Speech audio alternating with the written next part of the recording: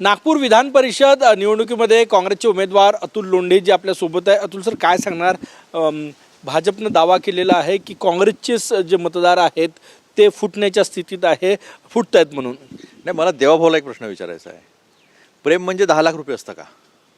आमच्या लोकांना भाजपचे उमेदवार त्यांचे लोक ऑफर देतात की 5 आता घेऊन जा, 5 नंतर. तर प्रेम म्हणजे 10 लाख आहे का? हा माझा देवाभाऊला प्रश्न आहे. तुमच्याजवळ जर एवढे लोक आहे, तुम्ही सांगता आमच्याकडे 600 आहे, 700 आहे, आम्ही जिंकलेलोच आहे, निवडणूक व्हायला नव्हती पाहिजे, डिझेल पेट्रोलचा खर्च वाचला असता.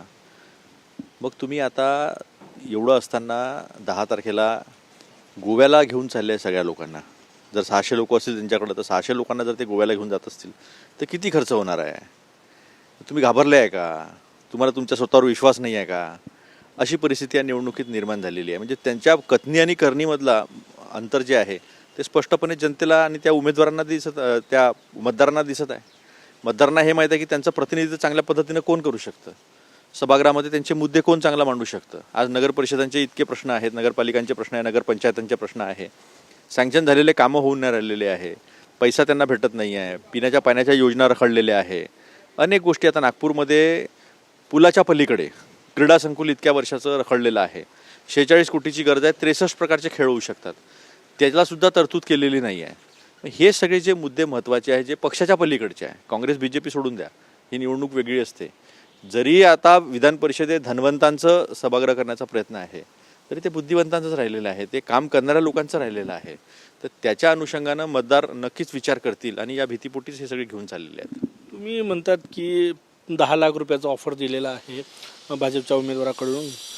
पुरावे काय हा प्रश्न विचारला जाईल भाजपकडनं, कारण की अमरावती यवतमाळमध्येही तेच परिस्थिती झाली, चंद्रपूरमध्येही ते झालं. काय पुरावे आपल्याकडे आहे, काय सांग? अननोन कॉलर ID वरून कॉल करतात आणि नंतर सांगणार की पुरावे मागणार. पुरावे अननोन कॉलवरून केले. आता कोणाचं नाव सांगण्यात काही पॉईंट नाही आहे, पण अननोन कॉलर ID वरून जे आहे ते फोन झालेले आहे आणि ऑफर दिलेली आहे. हे एकदम स्पष्ट आहे. किती लोकांना ऑफर दिली तुम्ही? नाही, दिली. आता लोकांना ऑफर देणं सुरू झालेलं आहे त्यांचं, आणि त्याच्यामुळे मी हे बोलतोय. मी विनाकारण कुठल्या गोष्टीचा कधी आरोप आजपर्यंत केला नाही. आपण मला 10 वर्षापासून ओळखताय. काँग्रेसचे मतदार 10 लाखात विकले जाईल असं का वाटतं तुम्हाला? नाही, विकलं जाण्याचा प्रश्नच येत नाही. विकलं जाण्याचं आम्ही पण घेऊन गेलो असतो कुठेतरी. आमचे मतदार तर इथंच आहे ना. आमच्या मतदार आपल्या घरी आहेत, स्वतंत्र आहेत, आम्हाला विश्वास आहे म्हणून आहे. घेऊन कोण चाललं? वारंवार भाजपच्या सगळ्या नेत्यांनी दावा केलेला आहे की भाजपकडे स्पष्ट बहुमत आहे आणि काँग्रेसचेही काही नगरसेवक जे मतदार आहेत ते आमच्या संपर्कात आहेत. ते हात कंगन को आरसी क्या, पढे लिखे को फारसी क्या. आता तुम्हीच मला पुरावा मागत होते, तुम्हीच सांगून राहिले भाजपवाले काय बोलून दिले. एकदम स्पष्ट आहे एकदम. हे तुमच्याकडे सगळे उमेदवार आहे, मतदार आहे तुमच्याकडे मोठ्या प्रमाणावर.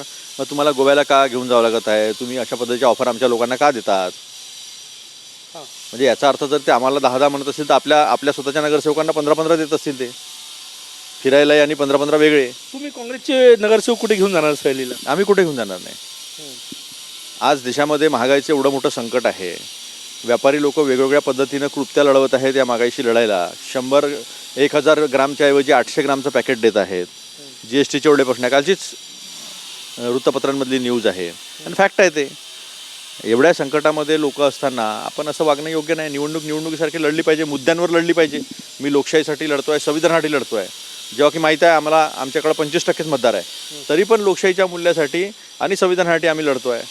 काँग्रेसचा नागपूरचा इतिहास राहिलेला आहे का वेगवेगळ्या गटामध्ये काँग्रेस विभागलेली आहे, त्यामुळे वेगवेगळ्या गटात विभागलेल्या मतदारांना इंटॅक्ट ठेवणे, ते सगळे मतदार काँग्रेसच्या उमेदवाराला मिळवणे किंवा तुम्हाला मिळवणे हे मोठं चॅलेंज असं वाटतंय, कारण की नेते तुमच्यासोबत कोणी दिसत नाही.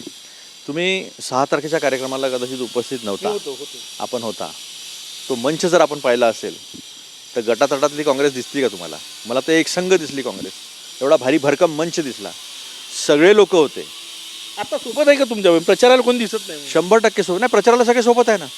प्रत्येक जण जाऊन आता मीटिंग्स अरेंज करताय. तुम्ही माझा फेसबुक बघा, तुम्हाला दिसेल माझ्या मीटिंग्स सगळ्या. आज काटोलच्या दौऱ्यावर आहे अनिल देशमुख साहेब. काटोल आहे, रामटेक आहे, पारशिवनी आहे. कंटिन्यू आम्ही सगळीकडे फिरतोय. स्थानिक नेते आहेत सोबत, सगळे नेते सोबत आहेत. विकास काल माझ्यासोबत खासदार होते, श्यामकुमार बर्वेजी, राजेंद्र मुळकजी होते, गंगाधरराव रेवतकर होते, सगळे लोक होते. विकास ठाकरे यांचं शेवटचा प्रश्न आहे माझा हा. विकास ठाकरे यांचं 2 दिवसाचं वक्तव्य की आमचा उमेदवार जो आहे तो जागतिक दर्जा आंतरराष्ट्रीय दर्जाचा आहे. दुसऱ्या दिवशीचं त्यांचं स्टेटमेंट होतं की आमचा उमेदवार या 17ही जागांपैकी सर्वात चांगला उमेदवार आहे. हे त्यांचं आकलन आहे ना हे.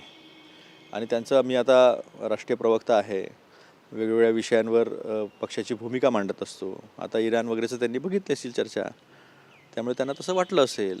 पण मी जमिनीवर पण तेवढाच कार्यकर्ता आहे.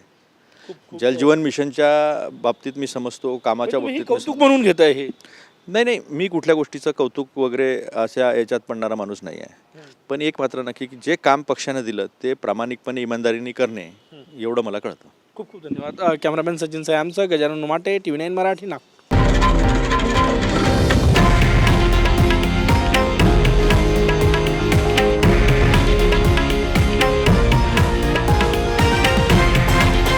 हे आहे देशातील नंबर 1 न्यूज नेटवर्क आणि आपण पाहत आहात TV9 मराठी, एकमेव.